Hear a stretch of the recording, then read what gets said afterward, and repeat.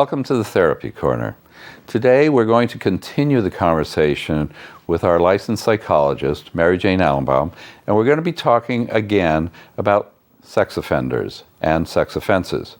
So again, if this is something that could potentially trigger you, as in you've been a victim of sex offense, we encourage you not to watch so that it may not trigger you. So this is sensitive material, and we just want you to be aware of that. So today, again, we're continuing second part with Mary Jane Alumbaugh, licensed psychologist and sex offender clinician. Here's a good time. Tell us your credentials, and then I'll ask the question. Trick question? No, it's not a trick question. It's one you'll be able to answer very easily because you are highly skilled in this area. So, credentials.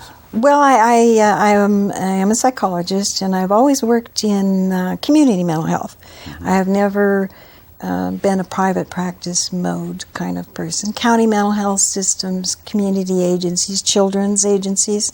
I have a lot of experience working in children's agencies, and prisons. And it was when I was working in prisons that I started getting interested in recidivism for criminal activity and risk assessments.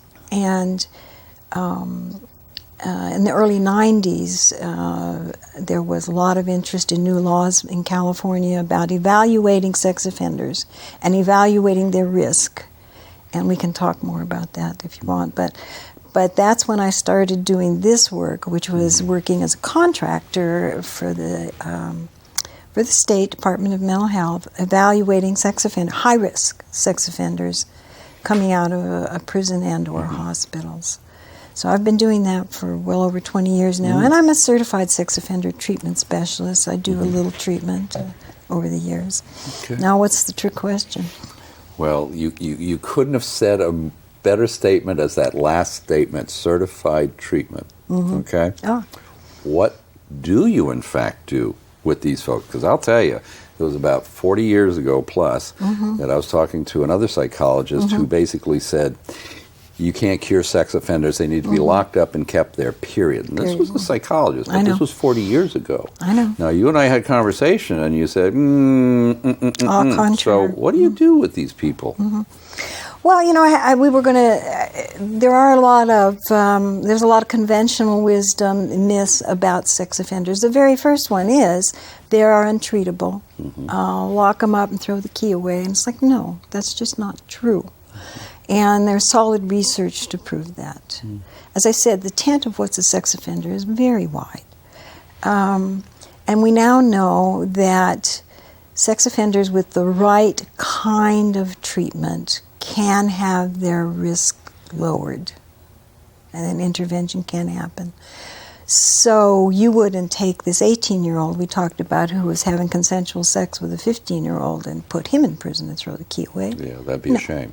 Ridiculous, you know. Sure. As opposed to someone who is a pedophile, can't change, won't change, won't abide by the rules and regulations of the community. That's someone who's not safe out in the community. So treatment does work, and we can talk for a bit about the specialized treatment if you like. But the other things I think people need to think about is the saying, once a sex offender, always a sex offender. That's not true. Yeah. Most sex offenders do not reoffend. That's interesting. Yeah, I know it is. That's the conventional wisdom is that they always will offend. Yeah. That's not true. 5 to 15% repeat. Wow, that's a low statistic. It's very low. It's very low. Well, it brings to mind some of the things we've already talked about, and now some of it makes sense if you kind of look at it in a global sense. You know, the gentleman who can't wait till he gets to the next rest stop to pee, stops in the middle of the road, exposes himself, and is arrested for exhibitionism. Well, that's probably somebody that's going to be fairly easy to treat, okay? And even though he may have to register... Give him a map where bathrooms are. Yeah, that would be good. He's probably going to, not offend again because nobody wants to be caught and called a sex offender and be labeled as such and have to register as a sex offender and things like that. Yeah. So, yeah, logic would dictate that this kind of person isn't going to offend again. and maybe the guy who got drunk and, felt his daughter's breaths, under her nightgown or something. Okay, sober up, guy, don't do it again, and maybe we can work some therapy with him. Get some treatment. But then we talk about the pedophile. Right. And then it's like, probably not. And that's the 5 to 15% you're talking about. Sometimes it is. Sometimes it is. I mean, that's what I do. Okay. That's the risk assessment that we do. Okay. That's the risk assessment you do, and there's a lot that goes into it. There are a lot of things to look at. What I wanted to back up and say about incest offenders is usually incest offenders are not pedophiles. Oh. Yeah, they're not. It's just like we talked. Opportunistic. The recidivism rate for incest offenders is very low, very low, as opposed to someone who seeks out children outside the family. Then your risk goes up. Gotcha. So let's talk about the hard cases. Someone who's molested prepubescent children, many prepubescent children, reoffends and goes to prison and goes back out. Those are when we say high-risk sex offenders, that's kind of what I'm thinking. I see. What I mean by a high-risk sex offender. There's a lot of variables we have to look at. Mm-hmm. I think what the community, and should we stop here and again remind people that this is triggering material? Yeah, again, folks, if you're having difficulties here, you certainly can turn off. We're talking here about some very sensitive issues. Mm-hmm. So if you're having difficulties, please, we don't want to be triggering you. Okay? No. There's no. The victimization literature tells us that victims tend to get re-victimized because they're easily traumatized. Gotcha. Some are. Some of course are survivors. Yeah. They've had treatment and move on. But it's just a very difficult, delicate area to work in. Yeah. But I want to say for the primary goal of sex offender treatment is community safety. Oh, well, of course, that would make sense. Yeah. We don't want to allow somebody out there who's going to be running around having sex with prepubescent girls. No, or or raping because they like to rape. Right. Right. No, the primary goal of sex offender treatment in the world today is community safety. Mm-hmm. And there's been a lot of work in the area since the 90s when the original thinking was there's no point in treating sex offenders because it's hopeless. It's not hopeless. Treatment makes a difference. But what I want to say is in California, as in some other states, there's laws now that weren't in place before.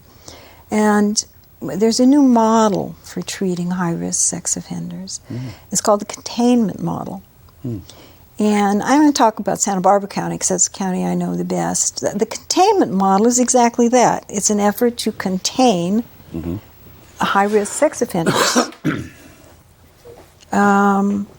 So the Containment Model consists of certified sex offender treatment specialists working with law enforcement, probation, or parole officers. Team effort. It's a total team. It's a total team effort. And I must say with the probation parole officers in this county that I know, they're highly trained. They carry a specialized caseload. This is all they do. This is a high-risk caseload for them. They're tough. They're tough. They're out in the community. They're not sitting behind a desk. Right. They're out at night. They're making home visits. They're working hard, and they meet with the treatment providers because the sex offender, the high-risk sex offender, is mandated to treatment.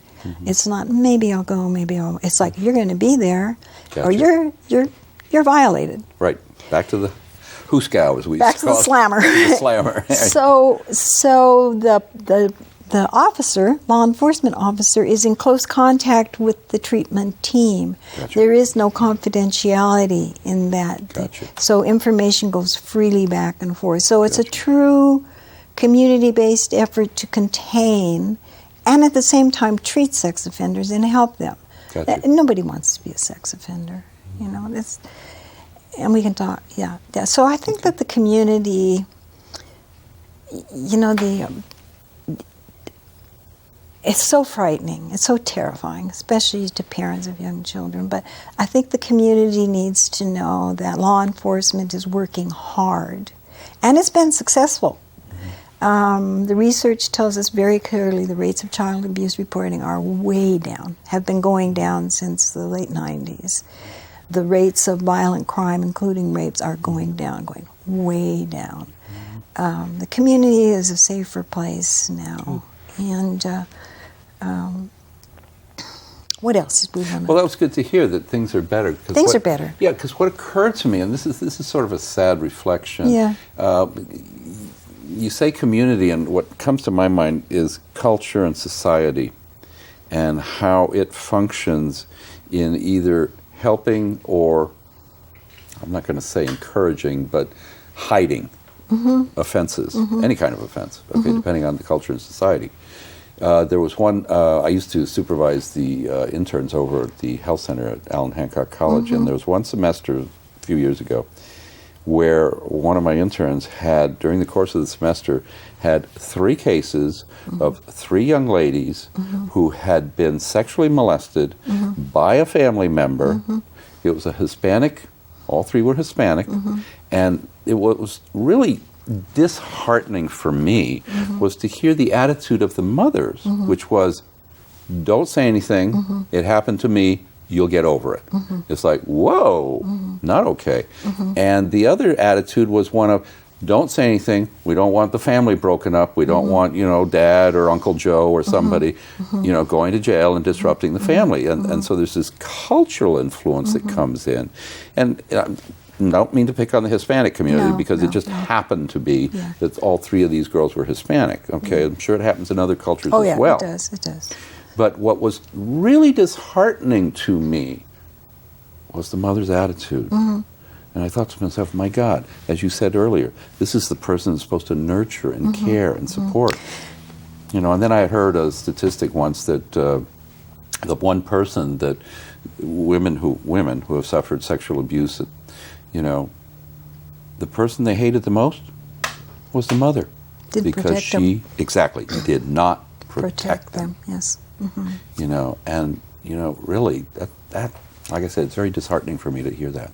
It's an enormously complicated subject. We could do a whole program just on family dynamics. And no, it's not just peculiar to the Latino culture. But it has to do, you're a family therapist, it has to do with family secrets. Oh, yeah. You know, generation after generation after generation. And it has to do with shame. There's so much shame attached to within the family about what is going on sometimes. And sometimes it does go generation after generation after generation. And everybody knows it, but nobody talks about it. Yeah.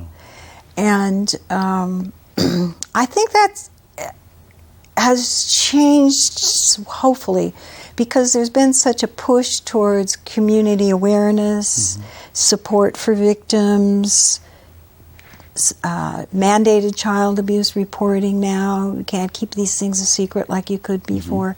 And our society as a whole is much more understanding of how damaging it is to children. This suck it up, you'll get over it. No. They don't. No. It can change a life trajectory. And when there's a failure to protect, it's oftentimes because there's there's an attitude within the family of protecting secrets. And when a person has been molested, oftentimes their boundaries have been damaged. And it doesn't have the relevance for them that it would for someone whose boundaries have not been damaged.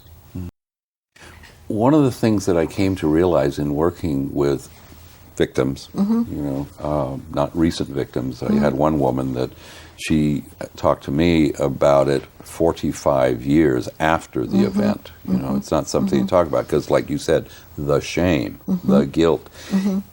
And what it triggered for me, which is why, you know, perhaps it may be triggering for someone in the audience here, these kids who are molested, they take the guilt on themselves because mom or dad, they wouldn't do something wrong. Right. So it must be my fault. Right. And so they absorb the guilt, they absorb the shame, and they carry that for years. It's true. It's true. Must be my fault. There's something wrong with me. Yeah, exactly. And some perpetrators will tell that to children. If they'll tell you in treatment, well, she was very seductive. She was 8. Oh, but she was so seductive. You should have seen the way she goes. Seriously. Yeah.